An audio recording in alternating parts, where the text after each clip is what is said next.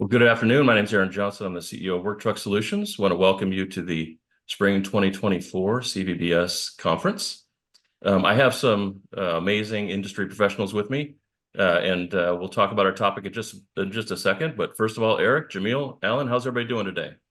Doing great. Thanks for having us, Aaron. Oh, our great pleasure. Thank you for joining us.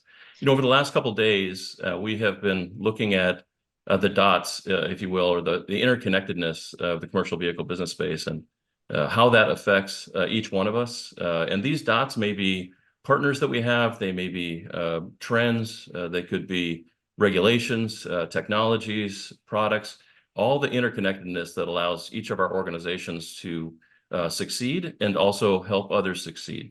Really all to the benefit of our end customers, those individuals that are acquiring these vehicles that come out of the commercial vehicle space.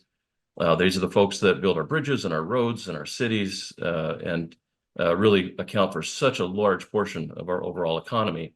And so each one of us in this space is dedicated to do an excellent job to best serve those end customers. As we've been talking about the different aspects of kind of the dots, if you will, that make up the overall ecosystem that we live in, one of the things that we wanted to explore today in this session is the notion of trust. When we think about taking a step and there's a place where we need to go or an organization that we need to work with or organizations that need to work with us, what role does trust play in that? How can we build trust in our organizations, and how can we learn to trust other organizations so that we can operate much more efficiently and effectively?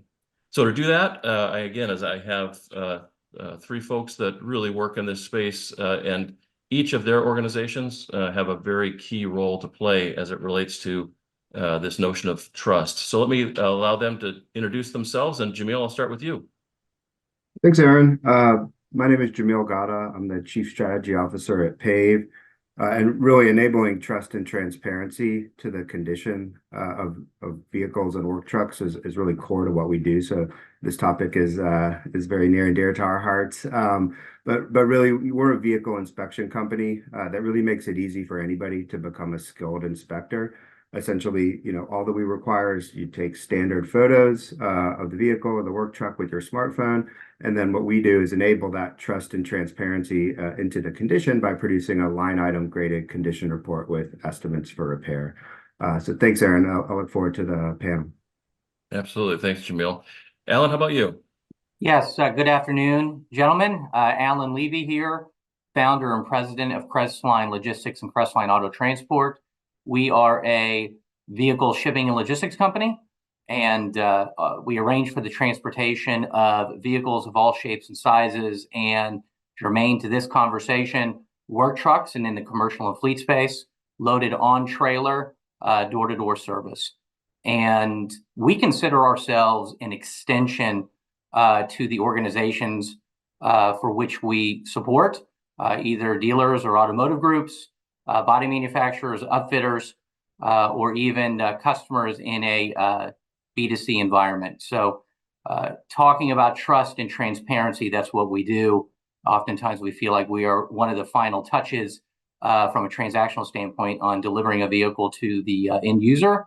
And it's very important that we provide a clear line of communication and also trust and transparency in the pickup and delivery of the vehicles.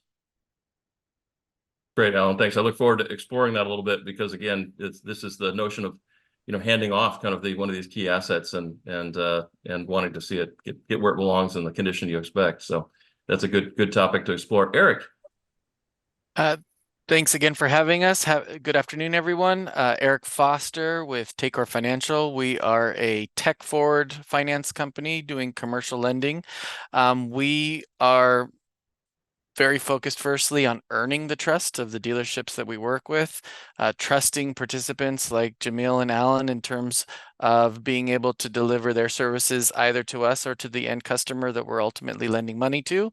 And then lastly, we're trusting that borrower will pay us back the funds that we're lending to them. So our whole business is built around trust. It's interesting too, because now, us being on the panel together, we are interconnected. Each of our four organizations, we have places where, we're each suppliers and customers of each other.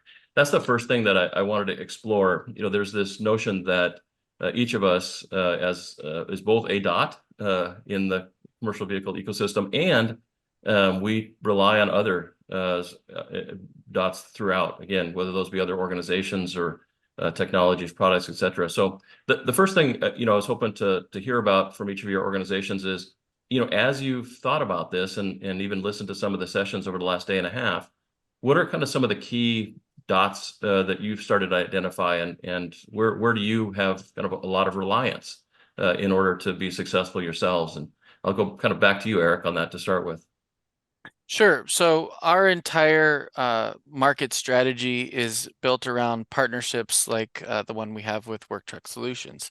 So firstly, we need to earn the trust of those organizations to be able to offer our financial services to customers early in the transaction process, or to their dealer customers who ultimately are seeking financing as an instrument to complete transactions. So that would be one of the first areas where we see trust as paramount. And then once we're in the midst of that transaction, it's really every other facet of what it takes to identify the value of an asset, the credit worthiness of an individual, the ability to logistically handle making sure that that asset is delivered effectively and properly to the end customer, all are critical to us, because at the end of the day, we become a participant in that transaction, hoping to service the deal on behalf of the dealership and making sure they're getting paid, but then ultimately also making sure that that customer is getting the asset and able to utilize it effectively. So trust is key in all of those components. And it sounds like, Eric, in many of those circumstances, you are essentially kind of the essential point where you're collecting kind of information throughout and collecting kind of from dots throughout the enterprise to then present to both, whether it be a dealer or a customer, kind of this end notion of a service.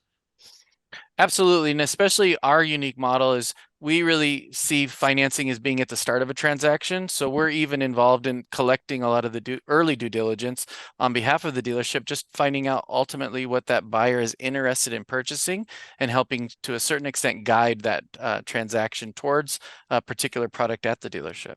Yeah, no, good. And Alan, who in your kind of universe do you identify as kind of key stakeholders outside of your organization, Sure. and who relies on you? Very loaded question, because there are a lot of moving parts there. The concept of a relationship for us really depends upon, first and foremost, our reputation in the marketplace, how we can collaborate with either just one individual customer or a whole organization, and then dealing in partnerships as well. So for us, oftentimes, and then kind of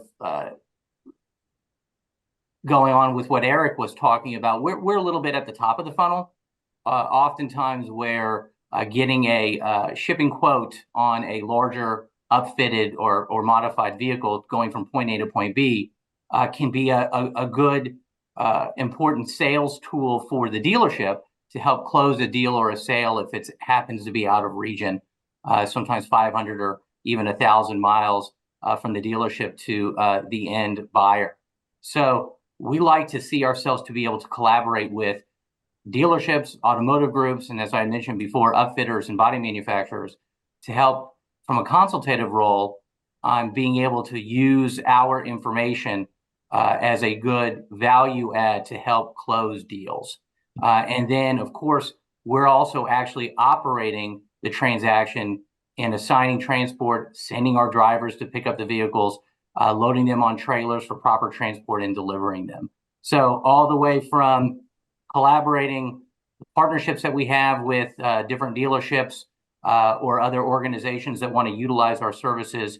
Not only can they use our technology to help work smarter and close deals, but turns just individual transactions with customers to recurring business and revenue and longer relationships with those clients. That's great. And Jameel, in your world, who are the kind of the players that you see as kind of your key dots, if you will? Yeah, thanks, Aaron. I mean, for us, we really work with a lot of the dots up and down the commercial vehicle sort of ecosystem. So, we think about dealers acquiring used inventory in the commercial space or selling it to the fleet owners. When you think about fleet owners wanting a better understanding of, the condition of their vehicles at points in time, at the end of shifts or at the end of the month, and then also fleet management and leasing companies to get a better sort of understanding of their assets and better help fleet owners manage them throughout the life cycle of using it through defleeting it, and really sort of helping to bring insight and to efficiently and effectively understand the condition of the trucks is really where sort of we are core. I'd say in order for our product to really work well, we have to rely on since there aren't skilled inspectors, right? That's really the core value prop, is that anybody can use our product. So we rely a great deal on the drivers, on the depot station managers, on the fleet owners and managers to really make our product work. And we're constantly working with them to make sure it's a seamless and easy process and adds a lot of value to their operations. And turning our attention a little bit more to the trust topic, then now that we've kind of thought about our ecosystems a little bit, Jameel, what do you, in terms of kind of those that utilize your products and services, establishing trust in your kind of end result? How have you kind of seen that, and how do you promote that? What are kind of some of the keys there? Sure. I mean, for us, like I mentioned in the intro, condition reports at their core are really vehicles that enable trust and transparency within the automotive marketplace. And so again, that's core to what we do, and it translates well to truck inspections, right? So, providing the trust to our clients that the vehicle is in the condition that you said it is. There's a digitized record of it prior to purchase, prior to turn back, like we mentioned, at the end of the shift or at the end of the lease and rental cycle. There's really an enabling factor with a digitized condition report that says, okay, look, what you said is true, and here's a digital record as it relates to the condition. And so, look, our clients really enjoy the product because we have the automated quality and transparency and assurance that each photo that we capture is really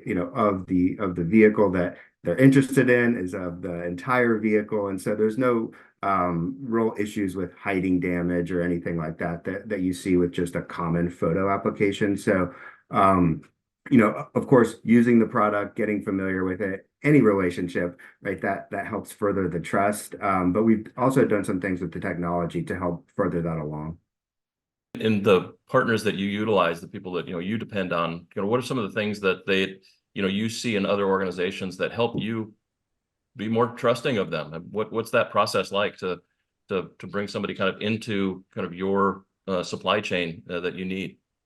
Yeah, I think just doing what you say you're going to do, right? That's really, to me, it's at the core, right? Actions speak louder than words. And I think, at the end of the day, if you're looking to build trust with a supplier, with a customer, with a client opportunity, with an ecosystem partner, I think, really delivering on what you say you're going to deliver and really keeping the customer and the customer experience first. Look, there's a lot of different solutions out there. There's a lot of different ways to do things. And I think that, having a meaningful impact to their business while also making sure that, in everything that you do, the customer experience is paramount. That, in my mind, latently just builds trust, right? And that to me is the foundation for longer term relationships. Right. So if Aaron, you see kind of, Aaron, if I can just quickly expand on that answer real quick, and then I'll take myself back.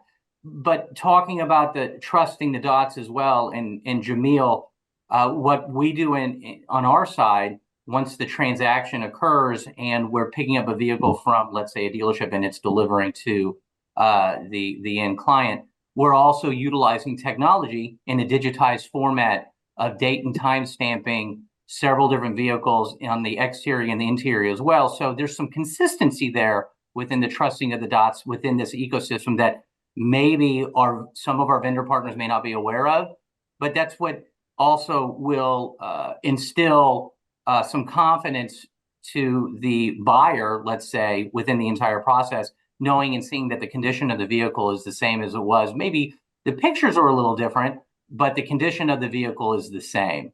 And that's what's most important to being able to establish that trusting relationship on both the vendor and the buyer side. And we're utilizing that technology in a different way, but kind of same as what Jameel does today on a larger scale. Yeah, I think that's a great point. Thank you. Again, there are occasionally where technology is something that we need to kind of learn to adapt to, even to then help validate kind of the work that we've done, and to make that kind of transparent. How about the other direction, Alan? So you obviously have lots of suppliers that you work with.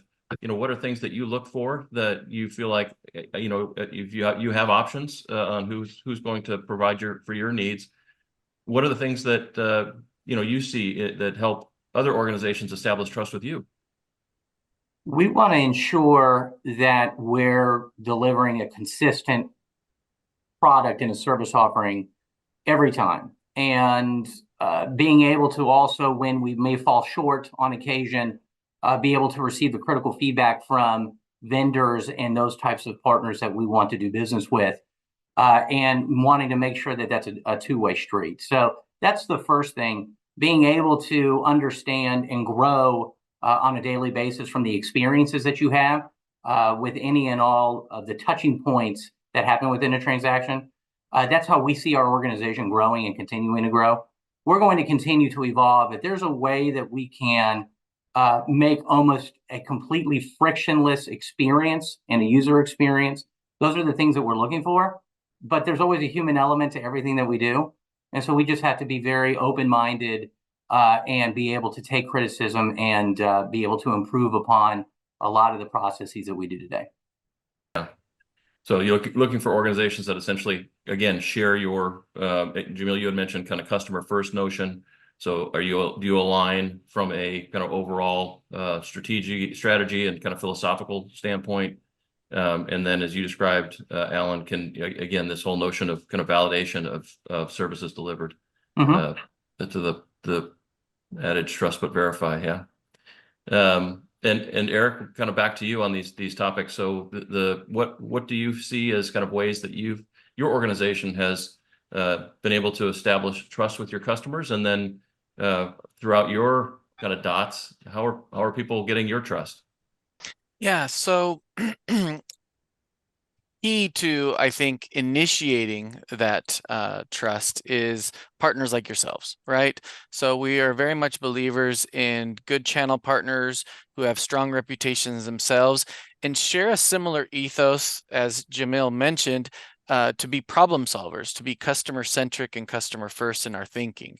And so as long as we see external partners as being able to offer those particular priorities in the way they approach the market, then those are partners that we want to be associated with.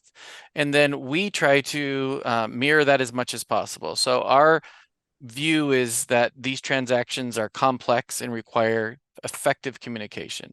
And so through communication, we think that transactions can be made smoother, and whether it be technology or just good communication between organizations through an existing transaction or as a post-mortem to that transaction, we're looking to build trust with those organizations that are willing to look at every deal and try to make it better. And when I'm just going to put you on the spot a little bit, Eric. So right before this call, we had a little bit of just kind of catching up, and you had shared just a quick story, and in terms of getting to know kind of other organizations and how they operate, and one of the things that we talked about a little bit. There's also a personal aspect to this, yeah. Oh, absolutely.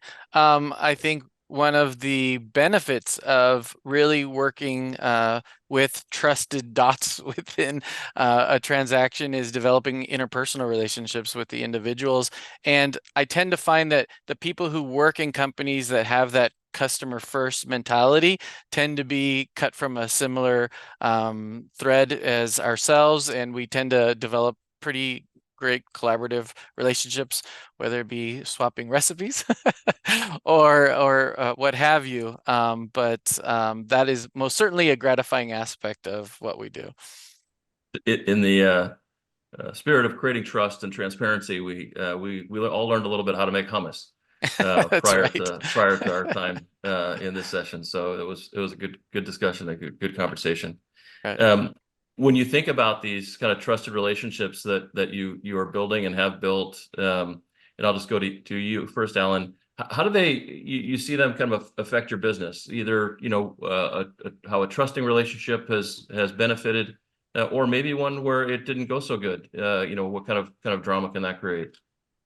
Well, with trust, it really just isn't an even keeled type of flow, right? There are always going to be challenges and ups and downs in any type of relationship.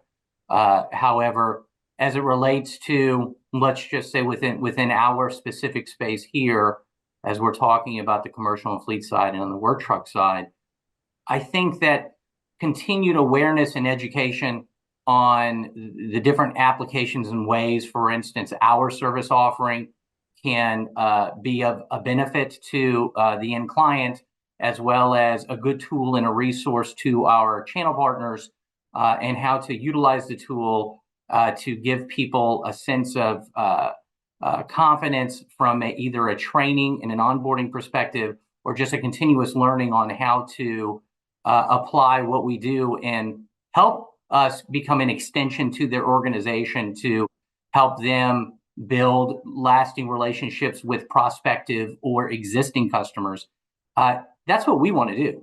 That's how we want to be as an organization, and that's how we want to be seen in the marketplace, is one that's just an extension to everybody else's organization who has the same value set and the mindset of customer first, and being able to deliver on a good service that's our customers at the end of the day are going to either online or offline want to use us again.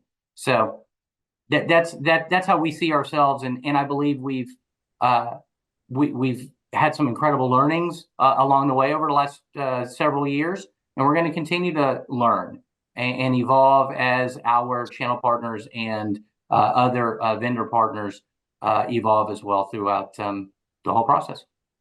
Right, and Jameel, maybe kind of part of that then, how have you seen trusted partnerships kind of accelerate your mission and purpose?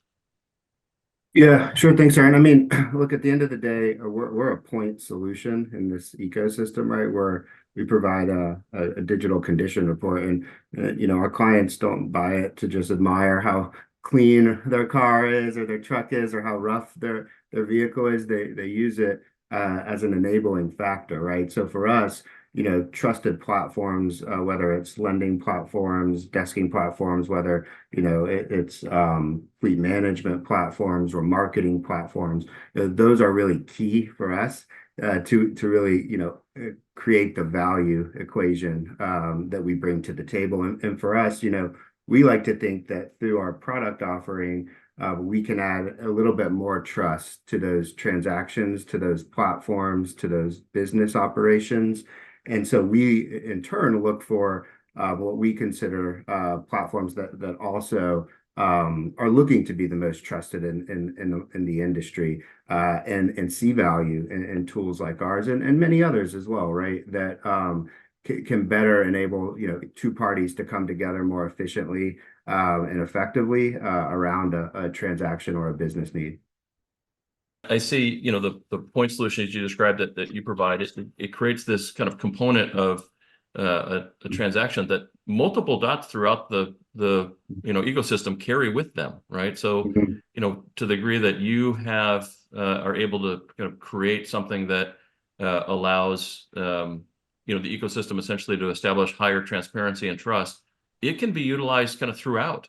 And I think each of your areas has that kind of dynamic to it. It's not isolated to just kind of one little component of, your corner of what you do, it very much permeates then, across this ecosystem. Eric, just your thoughts on how these establishing kind of these trusted partnerships can affect and improve, or I guess in the case if you had a negative experience, create some challenges for you. Yeah, most certainly negative experiences for us equate to risk, and we tend to avoid risk at all costs. But things are going to happen. No transaction is ever perfect. And as a result of that, we're most certainly looking for partners that we can trust to analyze what transpired and make a concerted effort to address those challenges so that there are fewer challenges like them in the future. And so most certainly when we're looking to our partners, we're looking for partners who we can trust will seek improvement, right? Our ethos is all about smooth transactions, and everything we do is orchestrated around how do we create a smoother, better transaction for both our partners, and in many cases that's the dealership, and companies like yourselves, and for the customer. And really that's what gets us up in the morning, is how to create smoother transactions. We recognize that we're a component of that, but we also recognize that we need to be leaders in driving towards that. And so we are very much seeking to earn trust in that regard, but also looking for partners who we can trust that have a similar philosophy as ours, to really trying to create what is a perfect transaction for the customer. I think you bring up an important point, Eric, and that's that, things don't always go perfectly.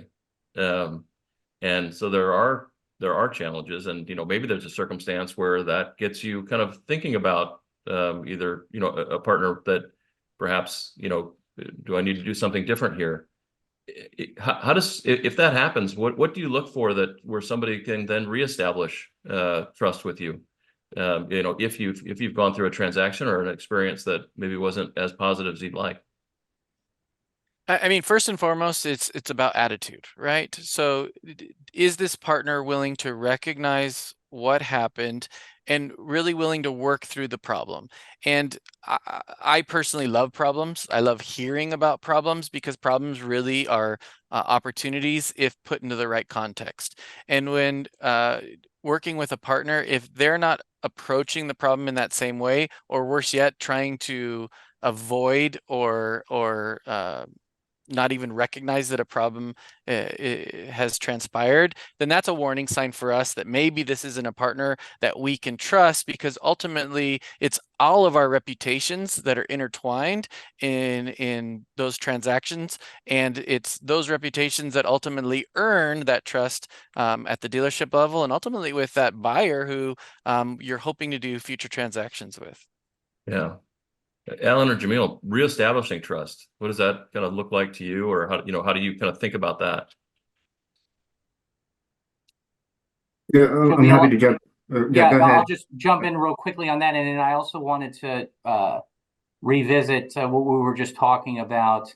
And there was one phrase that it was thrown around a lot over the last couple of years within my space and in supply chain.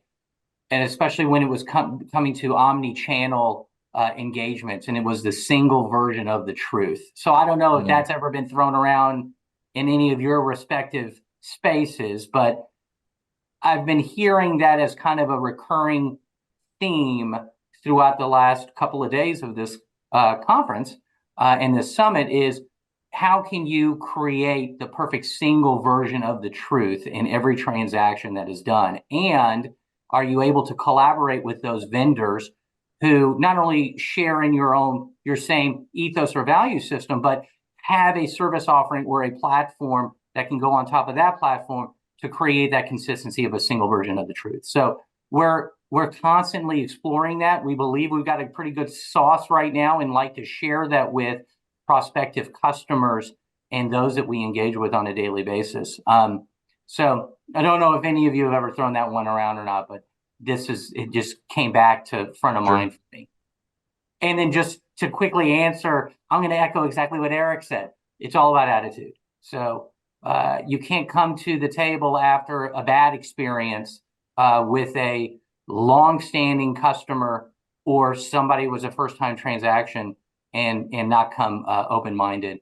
You have to be able to approach it in a very open-minded way and accept the feedback and decide and determine whether or not you're going to pursue it and try to correct it or in the relationship. And seldom do we see that. That's the 1% on us. The other 99% is we're going to try to work the problem and fix it to create a better solution that's going to make us all better. That's great. Jameel, you were starting to chime in there. Sorry, we interrupted you. Oh, no. I think, they said it well, Eric said it well. I don't really have too much more to add there. Sure. One of the things that, as we think about the kind of the dots overall, we've talked a lot about this notion of partners, and that's obviously key. This is kind of interconnected web and how we service others and others provide services to us. The other thing that, I was thinking about as it relates to dots, if you will, and in this notion of trust is each of us is, I'll just say in some ways bombarded, daily with different trends or ideas or, just things that might be coming, things that are here, and there's disagreement about whether they're coming or they are here. And so we have to kind of think about, whether we're going to invest in exploring, invest in actually participating, or ignore, some of the things that come by. So when you maybe think a little bit about trends that you hear about, whether they be technology or they be, things that may happen, things that are happening, how do you process those within your business to determine, yeah, these are now dots and I need to start utilizing them and I need to start kind of trusting that they're there or are going to continue to be there? Just again, it feels like even in this last day and a half, we've talked about a lot of things that are emerging and some things that are here, and each of us have to make that determination, as to when we decide that's what it is. So I'll start with you, Eric. Any thoughts on that?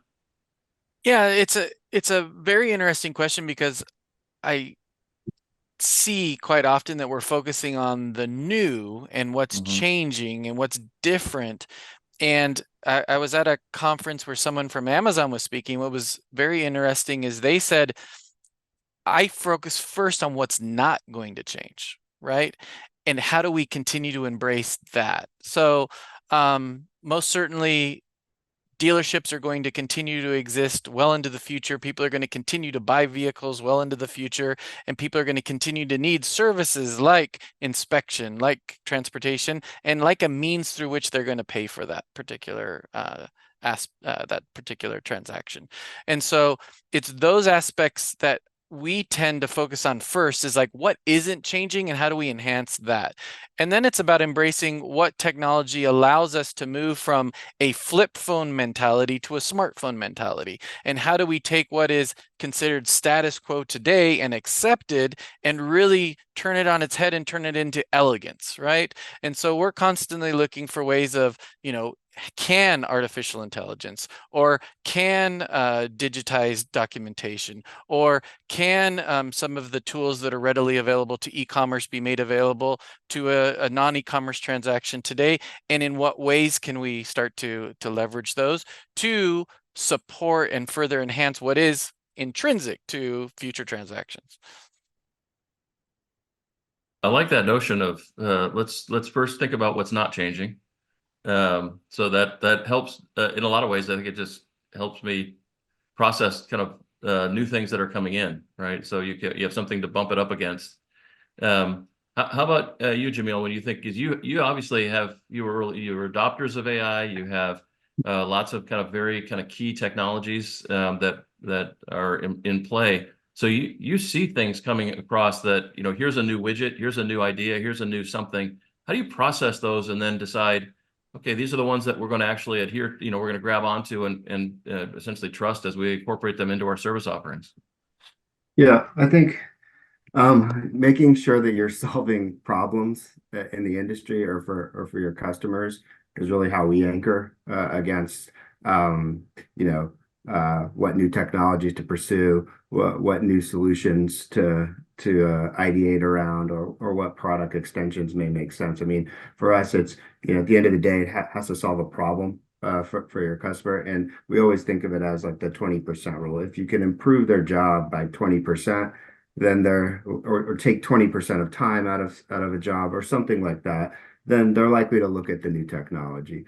So we start an anchor around really what problems are you trying to solve, and then I think I'll add one more thought there. It's really, and we've been focused a lot on this, is just really shifting to a mindset of not just blindly trusting that technology is going to solve your problems, right? And not to be worried that it's going to replace all of your people. It's really the successful organizations that we've worked with in adopting technology understand that it's just a tool in your toolkit, and to be most effective, it has to work with your people, and it has to provide them a benefit that's great enough for them to adopt the technology. So making their jobs easier, taking waste out of a process, taking time out of a process, whether it's inventory holding times to remarket a vehicle or retail a work truck, or whether it's no longer having to wait on a skilled inspector to come to your depot station dealership to inspect a car. Really, there's a lot of benefits that technology can help with your core operations, and we really see them as all intertwined. And to be successful, that you really have to connect those dots. Yeah, and the idea of having this anchor of what am I solving a problem? I think that we all can kind of, again, things come into our sphere, and we start doing things and kind of forget what problem we were trying to solve when we started down this path. So how do you, what have you found successful kind of driving that through your organization, kind of keeping that mindset kind of front and center? Yeah, I mean, talking to your customers, right? Talking to the industry, we call it doing discovery, but essentially that's really how you uncover, potential opportunities where technology or frankly, maybe non-technology solutions, right, can help them, run their business more efficiently, and effectively. Sort of one notion that we've been trying to push in terms of connecting the dots is really thinking and thinking about the notion of franchise dealers starting to think a lot more like fleet managers, right? And so really, I think it's introducing them to something that they haven't necessarily seen in this way, but they're operating like that today in the fixed ops portion, and they have customers, but they're looking to get better customer retention around, and they have vehicles that, while they may not be in their fleet, they sold that vehicle and they want it to come back for service, and they want to maintain those type of relationships. So I think really just shifting the way that folks in the industry look at certain topics is just as powerful as some fancy new AI tool that is supposed to solve all your problems. So. Well, that's what you have, though. You have fancy new AI tools that solve all our problems. I don't know about all that. We're just trying to make it easier for people to inspect cars. So there you go. Alan, you have lots of things coming at you in terms of business models and technology and things like that. How do you sort through those and decide which ones are going to be my dots and I'm gonna trust? Sure, and I really wanted to also answer or add a little bit of insight from our side of the fence as it relates to technology and the trends that we may be seeing today and how they affect our business. One of our customers are really two customers. One, it's actually the buyer of the vehicle, so the shipper customer, but another customer of ours, which is equally as important, are the relationships that we have with our contracted carriers.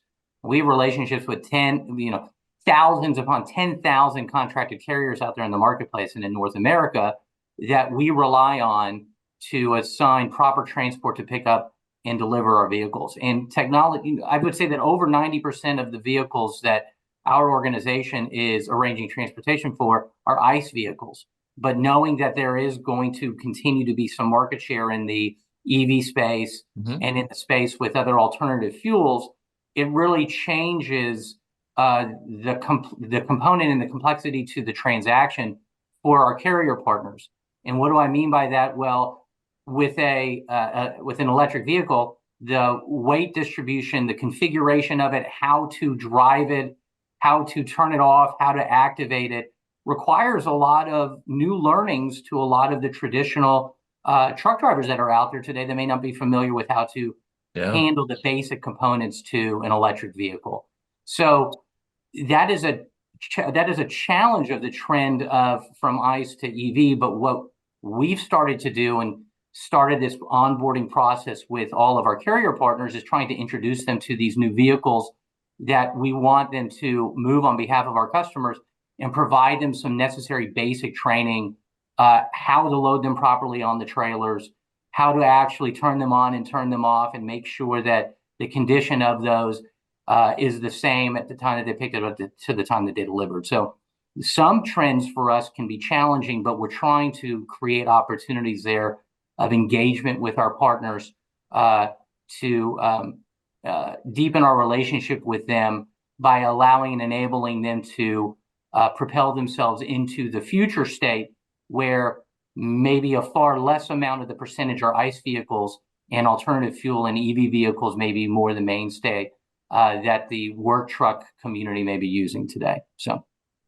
I think you all brought, I think, real solid kind of components to as we all go explore and kind of identify all these different things. Eric, you really talked about this notion of, let's make sure that we understand what's not changing so that we can enhance and facilitate those. And Jameel, you talked about, in the end, while these things might be shiny objects, they have to solve real problems. And so we need to make sure that we're connected with our customers and we know what problems we're trying to solve. Alan, I like the way you described it. Then we have the opportunity then, once we have kind of adopted, we know this is coming, this is a trend, this is a dot now, this is something that we're going to have to put emphasis on. So let's engage with our partners, let's do training, let's kind of move together as an ecosystem, and not just kind of move off and not kind of bring others with us. So I think all three of those things, really are key, because each of us is, again, as soon as tomorrow starts, there'll be something else, that will be brought to our attention that we need to take a look at and determine if that's something that we think is, a place where we need to invest, or a place where, again, we're going to let that just go by, and want to make those right decisions. So I like this notion of having these various kind of mooring places that we can do that with. One of the other thing that we talked a little bit about, and I've been thinking about as well, is, part of where technology takes us is not just the different dots that we have in place, but how we interact with our partners and how we interact with products and other components. And I'm curious if you've kind of noticed, this is a good example, we're all kind of meeting here virtually, and it wasn't that long ago that this probably would have been done somewhat differently. So has technology really changed maybe how we go about this notion of kind of trust building and kind of getting associated with other dots within the ecosystem? Is there things that you found that have been particularly helpful that you can leverage to kind of get speed to trust, so that, again, we can move a little bit quicker? So, I guess I'll bounce around. Eric, I'll start with you. Have you identified ways where you feel like in this kind of technology world that we're in today, ways that you found to build trust? Absolutely. I think as it becomes easier to engage, collaborate, and communicate with other organizations, we are afforded the opportunity to earn that trust, right? And so whether it be a quick MS Teams or a quick Zoom call, whether it be a quick screen share, whether it be the ability to present a complex concept or an abstract concept through a technology like Zoom, we are able to much sooner than in the past earn our way into that business's consideration set. And that's all we're looking for is oftentimes the ability to get a swing at a transaction or initiate a conversation around a difficult problem. And any partner who's willing to champion that next step or willing to embrace what that solution could be is a partner that we're interested in working with. And most oftentimes are companies who are not afraid of what technology can provide in terms of opening up those communication channels and improving those transactions. What in your kind of partner development, Eric, what role at this point does kind of in-person play? Is that not, is that still kind of top of mind, or is it, you know what, that's icing on the cake? Where do you kind of see meetings like this versus direct engagement, especially when you talk about distance and those sorts of things? You're in a metropolitan area, so there's a lot of your folks are in the near vicinity, but other than that. Yeah, I think post-COVID, a lot of relationships can start through a virtual tool like virtual meetings. But I think that time spent literally breaking bread with somebody or sitting across a table from somebody is still very invaluable, because it's when we have longer time with one another that truly we begin to understand how each of our organization's cultures align. We develop more interpersonal relationships, which I think helps to break down possibly things that wouldn't be communicated if everything was done purely through the internet. So I think it's probably 50-50 today in terms of how we are embracing the interpersonal shaking of the hand type engagement with our partners and customers, and arm's length digital transactions. I mean, today, 99.9% of the loans we fund are for borrowers that we never meet in person. Alan, I saw you nodding a little bit. Thoughts on this topic? Yeah. No, it's crazy. You can say that with confidence and certainty that the trends today are transactional trends that are happening, in the ether world, right? Where there was not a handshake. There weren't liquids, or what do you call them, wet signatures? There weren't wet signatures anymore. I don't know when the last time somebody asked me for a wet signature on a contract that was the firm handshake to a longer lasting relationship and a partnership. Our business is all about relationship and trust. If the human element and the human aspect to what we do hopefully will remain unchanged. And I think that it shouldn't be the differentiator between us and another vendor or us and another partner. You would hope that everybody would have that mindset that it's important to have an element of a human engagement. Technology definitely has taken us very far. Instant gratification and speed to market, it certainly has helped. But if you don't have an opportunity to stop and through all the collaboration that you're doing from in whichever medium it is of having a face-to-face, then, find another line of work. I think that it's important for everybody to be able to, put a face to the name, but actually in a physical sense, and sometimes not always in a virtual sense. Yeah, and maybe there's some graduated kind of component to that. The deeper the trust, the kind of maybe the more reliant we are on a particular dot within our ecosystem. Maybe that becomes even more important. Jameel, when we met right before this, we had talked a little bit just about our travel schedules, right? And so we're not, the reason we're traveling is to get a little bit of face-to-face time. And so I know that's certainly part of your day-to-day. So your thoughts on what role technology continues to play in our ability to develop trust, but the old-fashioned way as well. Yeah. Look, I mean, I think technology and meeting technology has really played a really important role in modern corporate America, especially post COVID. And look, I think that for relationships that have been established in person, or supplemented by in person, like, of course, that's now our normal course of work for a certain part of corporate America and the auto industry. Of course, you can't build a work truck remotely or build a building, but you can certainly have enabling parts of that be executed remotely. I still think that, again, just like technology works best with humans, I think these type of technologies work best with in-person communications as well. I think about new employees entering the workforce. how they can benefit from those sort of interactions in person, both as it relates to their core job function and mentoring and training. So for us and me personally, I think it's again just a hybrid way of thinking about it. It occurs to me that when we think about the end result of all the work that's done in this ecosystem, these vehicles that then are being used by what we came to know as essential workers a couple of years ago. For the most part, the tools that this ecosystem are building are built for people that do in-person work. So I think, that notion, back to the point many of you made, knowing our customers, that's the world that our customers are in. And so I think that, there's a big part of that, for when we utilize the services, maybe in your home or somewhere, that for people that utilize these vehicles, we see them in person. And so I think that in this ecosystem, it's important. And one of the things that our Catherine Schifferly, who's been in a number of these sessions, is amazingly good at, is leveraging opportunities that may or may not have been specific to meeting with somebody in person, but taking that extra day to do that.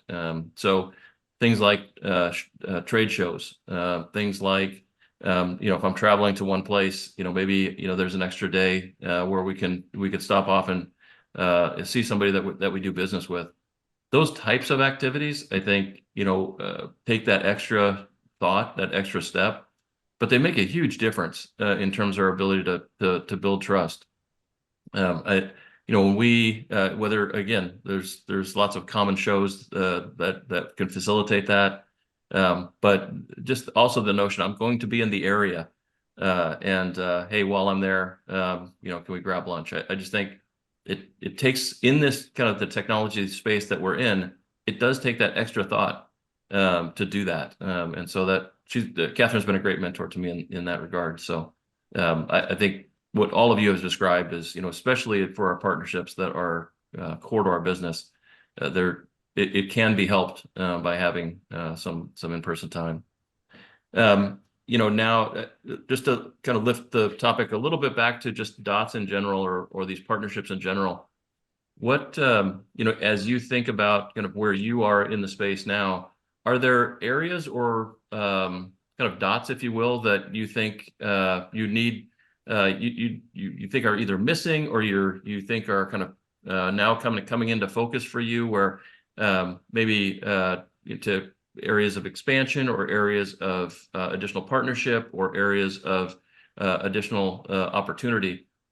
For me, I think about a lot of the notion around data in general. That's an area where we like to spend time and try to add value to our various partners.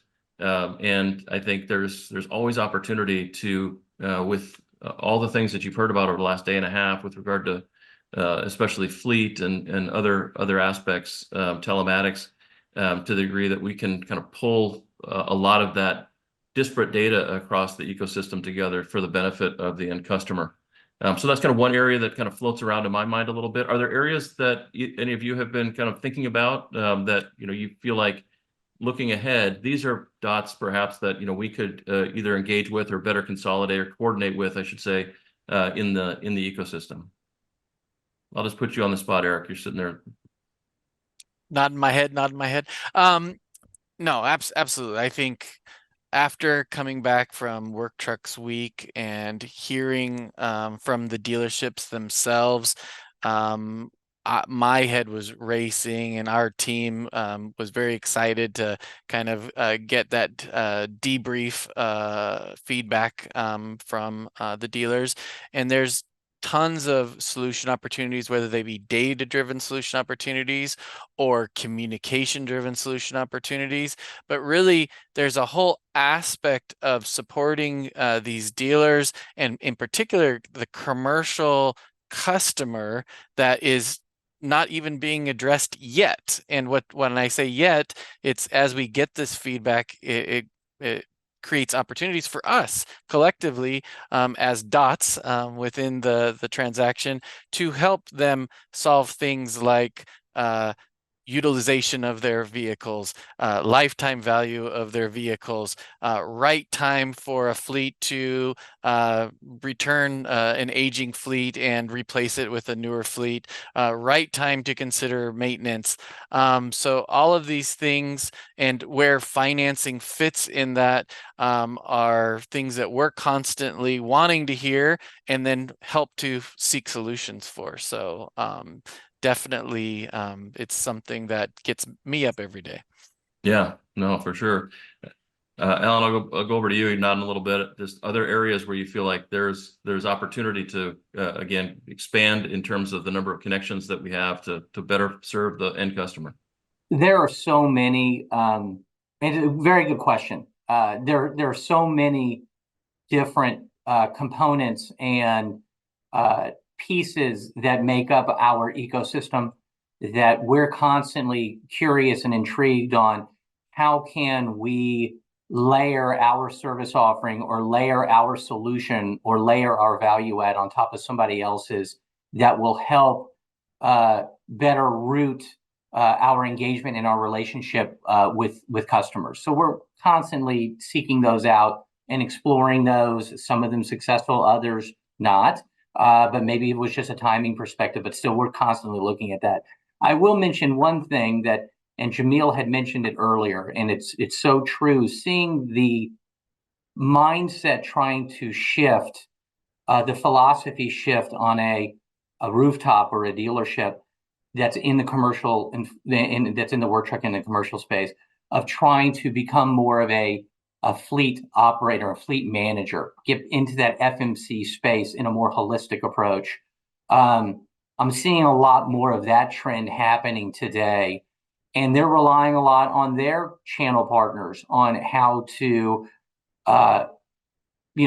onboard and instill confidence in their sales organization, for instance, or on their finance side, or whoever it is, whichever department it is within their organization, to start thinking that way, to try to get additional market share in some other parts of the overall economy and the business or the industry space that they're not capitalizing today. So that did resonate to me, Yeah. Jameel, from this conversation earlier, seeing that it's a trend that's been happening for a couple of years, but I'm seeing it being adopted a lot more today.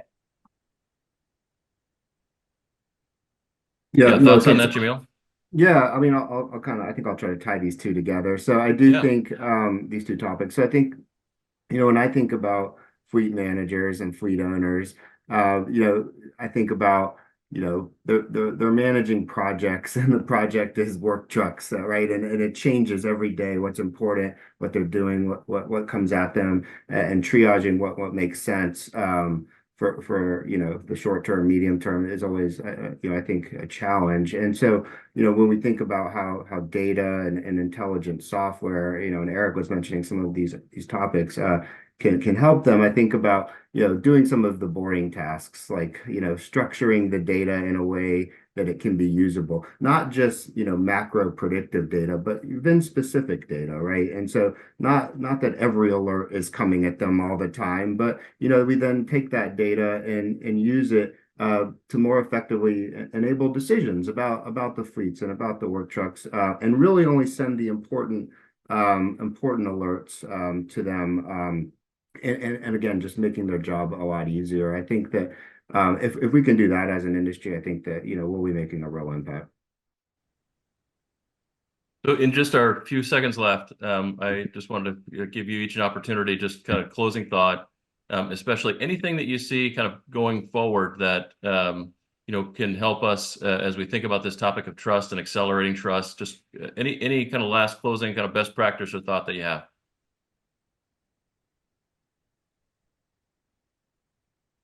No? I think more and more trust is going to be the factor that dictates who I do business with the next time. And so those organizations who don't recognize the importance of providing and earning business and relying too much on the status quo clunky or not, are organizations who are going to find themselves losing market share. And I Yeah. think the future will most certainly fall to those organizations who see trust as a critical step towards providing what is really elegant overall service to our customer. That's great. Alan or Jameel, similar? The Yeah, same. Yeah. Well, good stuff. Well, I want to thank the three of you. You've done a tremendous job. I've learned a lot in our pre-meetings and certainly in this session. So grateful to you. Good to be trusted partners with you. And just a reminder, the next session, we have Catherine Schifferly and Steve Greenfield talking about stacking the dots. So don't miss that. Thanks, Aaron. Thank you. Thanks all.